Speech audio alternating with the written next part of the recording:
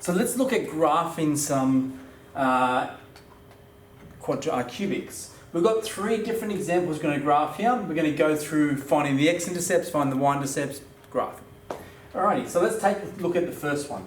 So, if we look at the first one, recall that if we want to find an x-intercept, we're going to have to equate what's inside the brackets to 0. So your x-intercepts for this first one would be at -4, 1, or -1, and +2. So we've found out what our x-intercepts are going to be. We now need to find our y-intercept. And we can find our y-intercept by making y equals 0. Right? So by making x equals 0, sorry. So if we make x equals 0, we get 4 times 1 times -2, which is -8. So we've got our x-intercepts, we've got our y-intercepts. Let's sketch the graph.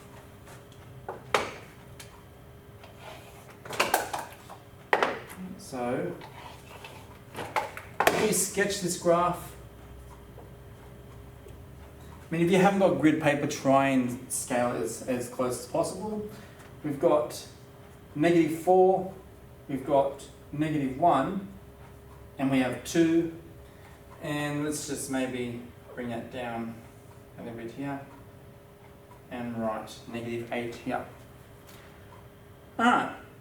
The last thing that we have to look at before we start going any further is, well, do I have anything in front of these that indicate that I am greater than or less than?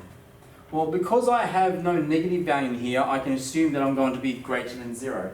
So that means that I'm going to start from here and move up through the 4. What doesn't matter in this instance here is how high we go above in these terms. Obviously we don't want to go very low so you can hardly see, but we want to go high enough so we can see that there is some point of turning. So we go up, we come across, we come down through the -1, come down through 8, and then back up through -2. And this here is exactly what they're asking us to sketch. We have our 3 roots, we have our y-intercept, which we calculated up here, and it's a cubic because we have these 2 turning points here. Alright, let's look at the second example. Second example. Got to do my timer. Oh, damn. Second example. This one's a little bit different. Okay, we only have one x-intercept, and that x-intercept is at -2. So at -2, it's really going along the x-intercept. Remember the graph we did last time? It comes up and it rides that x-axis and then goes up. We still have to find the y-intercept. And the y-intercept in here, now be careful, is when x equals 0, so we get 2 cubed, which is equal to 8. So we get our y-intercept. Now the reason why I say be careful here is I have seen people do 2 times 3. Remember, it's a power, it's the same as 2 times 2 times 2.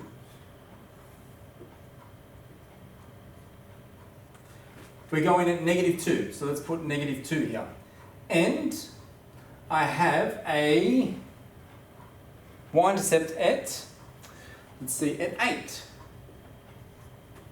Alright, so if I have a y-intercept at 8 here, -2, it's on the other side, isn't it? That's my fault there. Alright, so we're going to come up, right along the x-axis just tiny little bit, and then come back up. Oh, we didn't do that too well. Let me do that again. Wasn't a very good graph.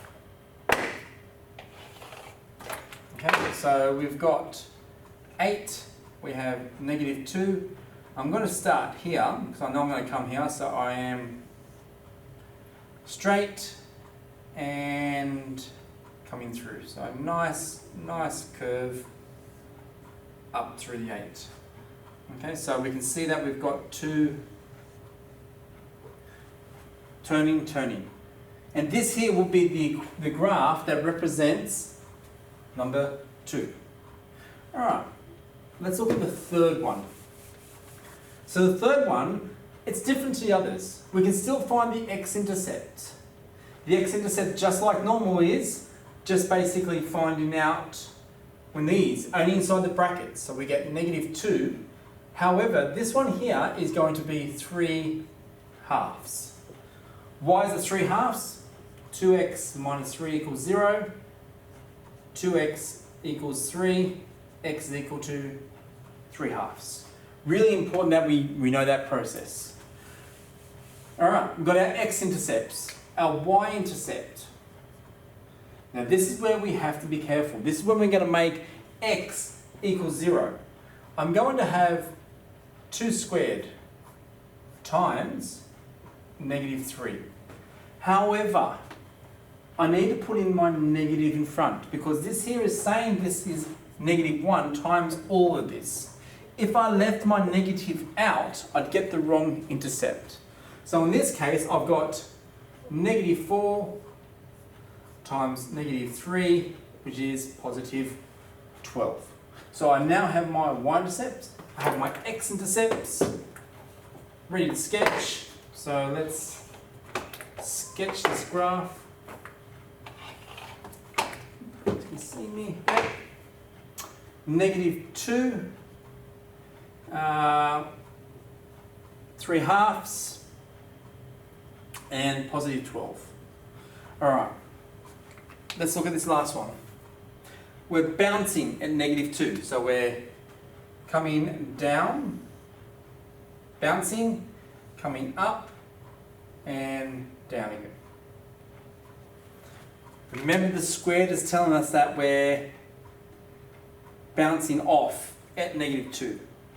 Again, look at this here. I am decreasing. So I'm coming down. I might come up here. That's not increasing. It's just decreasing still because I'm moving the graph down. But I have a negative graph.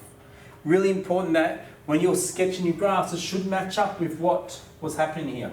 If you didn't have your negative and you had a positive down here, then maybe you're going to be doing something that looks like this, which doesn't make sense because it should be a negative.